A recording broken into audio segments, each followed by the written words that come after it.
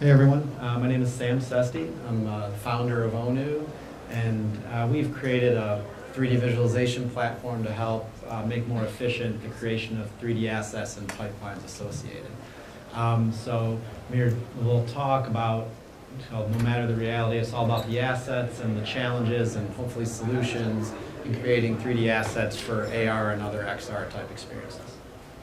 So in doing that, I'm going to take you down a little history lesson of the evolution of product visuals from static to something more like today, more immersive, more interactive, the things that we're here to talk about at this event.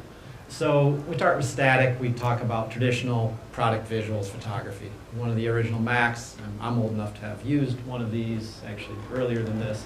This was probably in print, some magazine somewhere, some print advertisement. Next up, we get into more photorealistic 3D modeling. So as CG or computer graphics became more popular, we were able to have really nice looking renders made of something that to most people, not people here necessarily, but people on the street, they wouldn't know that's not a picture. It's a 3D model. The advantage with this over a picture is the flexibility it creates, the ability to put it in a mountaintop or on a desert or a beach somewhere. And plus it looks great too. We move into something like animated videos. So as CG became a little more mainstream, processing power wasn't as necessary, manufacturers got into making something a little more immersive and engaging like this. It could help teach, educate, for marketing, sales, whatever it might be. This is great, very photorealistic, very educational, but it still has a beginning and an end. It's not interactive. You can't change the experience no matter how hard you try. So that takes us to what we're here to talk about now, real-time rendering type experiences that can be interactive. So whether those be VR like this, which is a training type experience that you can be immersed in, you can interact with, you can change the outcomes, the inputs, the outputs, and it reacts to what you're doing.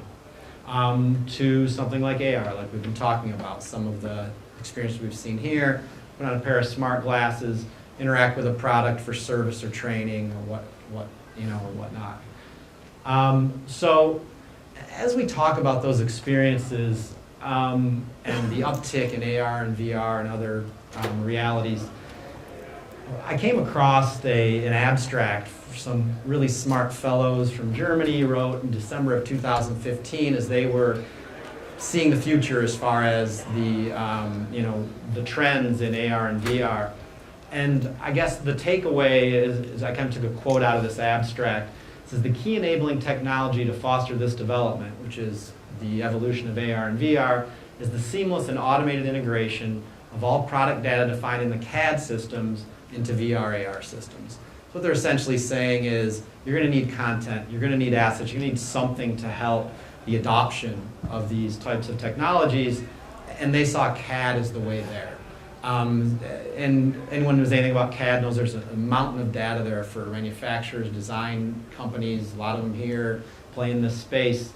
And so the good news is that as manufacturers of consumer products or products, that CAD data is available. Most people have it, most people make use of it. On the design side and engineering, the bad news is a lot of times it doesn't get much further. That CAD data is, kind of stuck in one system most of the time. It's heavy, it's dense, it's not, maybe people here who are Unity developers or Unreal developers aren't familiar with what to do with that CAD data.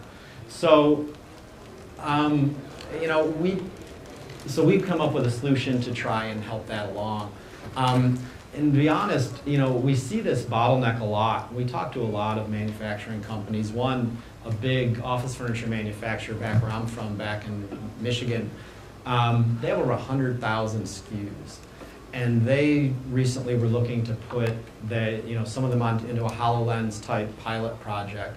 And what they'll generally do is they'll do what a lot of companies we talk to do. They'll send this over to a 3D modeler who will take it and pull it into Max or something, and they'll end up with this large 3D model, and then they'll take and retopologize or recreate the asset from scratch using the CAD model as a guide, if you will, saying, okay, hey, this geometry should look like this should look like that, let me recreate it from scratch. As you can imagine, that's time consuming, not really efficient. in their case, they were spending about 100 hours per product getting from CAD to something that they felt was ready to go into a real-time rendering visualization. So another problem that we see a lot with big manufacturing companies is that they've got different departments, obviously, and those departments have different needs. So they're all looking at working with the same products, but for different uses.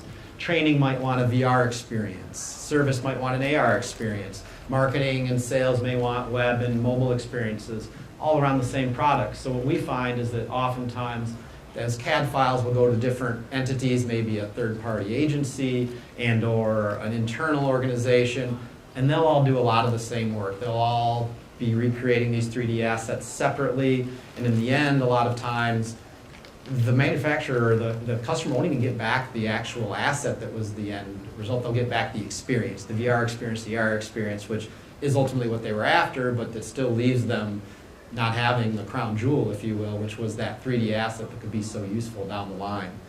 So our answer is to create what we call a 3D visualization platform. And people ask me, what does that mean? I was able to find a study online done by a company called Calypso that defined it for me. And they called it a platform that's able to store, retrieve, and publish 3D assets in any stage of design, in real time, with exceptional visual quality across multiple device endpoints. And I added my own little there, the automated conversion and optimization of assets at the same time. So as we think about that, we think about how that could change those other challenges that I talked about. So think of now a more centralized approach to that asset creation or that experience creation, where your different departments within the company could have the CAD systems interfaced with the centralized system, where each department could go and pull data from that system. And then in the end, your agencies, your internal organizations, or whoever it may be, can push and pull from that repository. So they can say, okay, yes, I know you want a CAD or experience around this product. Let us pull the CAD. Let us do our magic on it. And then let's push it back through and push it back up so another agency can use it, or so your other internal departments can use it. Much more efficient workflow, I guess you would say, and one that we feel is a long time coming. When we talk about a 3D visualization platform such as ours, and how that kind of juxtaposes against traditional asset creation, I kind of came up with this tale of the tape, if you will.